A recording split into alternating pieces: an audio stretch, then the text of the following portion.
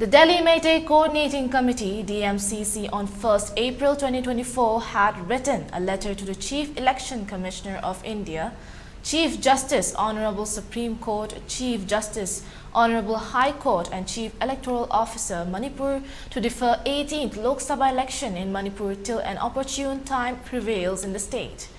In the letter, it mentioned that the DMCC is a conglomeration of various Meitei organizations such as Delhi Meitei Forum, Delhi Meitei, Liklam Ngakpa, Sanamahi Lining, Iramdam Manipur, International Meitei Organization, and Number 7 in Delhi, would like to submit this petition for your kind attention and necessary actions to defer the upcoming 18th Lok Sabha elections scheduled on 19 and 26 April 2024 in Manipur state.